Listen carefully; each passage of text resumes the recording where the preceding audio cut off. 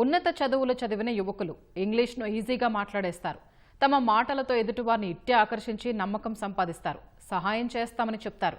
వారి మాటలు నమ్మారో ఇక అంతే. ఒకవేళ ఎదురు తిరిగారో అప్పుడు ఆ యువకుల నిజస్వరూపం బయటపడుతుంది. భయపెడతారు, బెదిరిస్తారు. మీ అకౌంట్లో ఉన్న సొమ్మంతా మాయం చేస్తారు. హైదరాబాద్ కేంద్రంగా విదేశీయుల డబ్బు కొల్లగొడుతున్న నకిలీ కాల్ సెంటర్ బాగోతాన్ని పోలీసులు బట్టబయలు చేశారు. 9 మంది యువకుల్ని అరెస్ట్ చేసి రిమాండ్కు తరలించారు.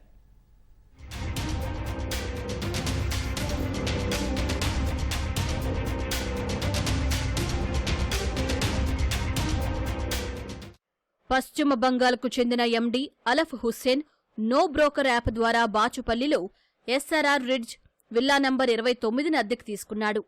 గది కిటికీలను పూర్తిగా థర్మాకోల్తో మూసేశాడు. రోజూ కొంతమంది యువకులు ఆ విల్లాకు వచ్చి వెళుతూ ఉండేవారు. పెద్దగా ఎవరితోనూ మాట్లాడేవారు కాదు. చుట్టుపక్కల వారితో కూడా కలిసేవారు కాదు. ఈలోపు ఎస్ఓటీ కానిస్టేబుల్ శ్రీకాంత్కు ఇక్కడి వ్యవహారానికి సంబంధించి కీలకమైన సమాచారం అందింది. దాంతో బాలానగర్ ఎస్ఓటీ పోలీసులు ఈ విల్లాపై దాదాపు 20 రోజుల పాటు రహస్యంగా నిఘా పెట్టారు. అలఫ్ హుస్సేన్ అద్దెకు తీసుకున్న విల్లాలో కోల్కతాకు చెందిన 9 మంది యువకులను రప్పించి పెట్టాడు. వారికి ఎక్స్లైట్ అప్లికేషన్ ద్వారా కాల్ సెంటర్కు సంబంధించిన శిక్షణ ఇప్పించాడు. నకిలీ కాల్ సెంటర్ ద్వారా యువకులతో విదేశాల్లో ఉండేవారే లక్ష్యంగా మోసాలకు తెరతీశారు. ఈ ముఠా ప్రధానంగా అమెరికా, ఆస్ట్రేలియా దేశస్థులే లక్ష్యంగా చేసుకుని మోసాలకు పాల్పడుతున్నట్లు పోలీసుల ప్రాథమిక విచారణలో తేలింది. బాధితులు ఆన్లైన్లో కొనుగోలు చేసిన వస్తువులకు సంబంధించిన లావాదేవీల్లో తప్పు జరిగిందని, వారి బ్యాంకు ఖాతాల నుంచి అనుకోకుండా డబ్బు కట్టయితే వాటిని తిరిగి బాధితులకు చెల్లిస్తామని ఈ ముఠా నమ్మించేది. ఈ మేరకు ఫిషింగ్ ఈమెయిల్ సందేశాలను బాధితులకు పంపేవారు.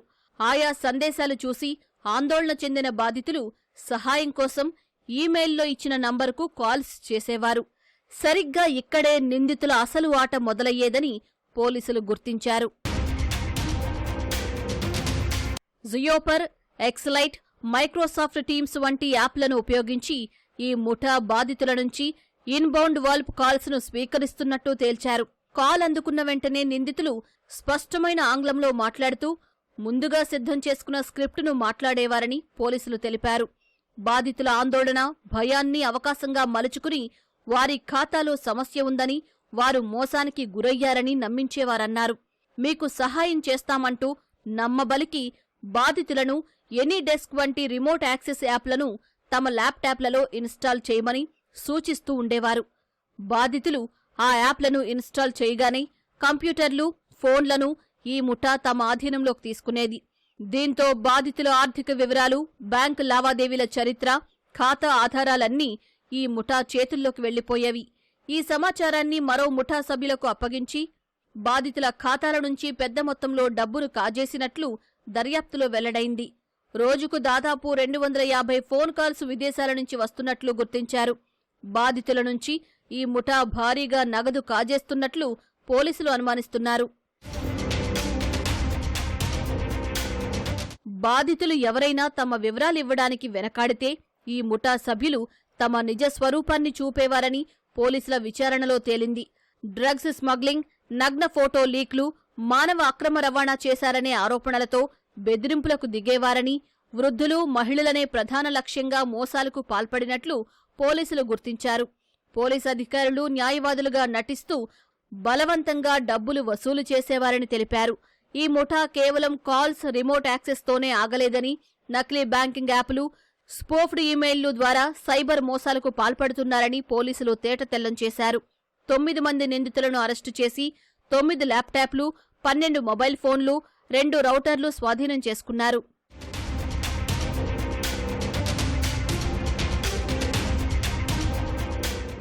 ఈ కేసులో ప్రధాన నిందితుడు ఎండీ అలఫ్ హుస్సేన్ ప్రస్తుతం పరారీలో ఉన్నట్లు పోలీసులు వెల్లడించారు. అతన్ని అదుపులోకి తీసుకుంటే మరిన్ని వివరాలు తెలిసే అవకాశం ఉంది. 9 మంది నిందితులను కస్టడీకి తీసుకుని విచారిస్తే చాలా విషయాలు వెలుగులోకొస్తాయని పోలీసులు వెల్లడించారు. నగరంలో ఇల్లు, విల్లా, ఫామ్ హౌసులు అద్దెకిచ్చేటప్పుడు వారు ఎలాంటి కార్యక్రమాలు నిర్వహిస్తున్నారో యజమానులు పూర్తిగా అడిగి తెలుసుకోవాలని పోలీసులు సూచించారు. అద్దెకు వచ్చినవారు అనుమానాస్పదంగా కనిపిస్తే సమాచారం ఇవ్వాలని కోరారు.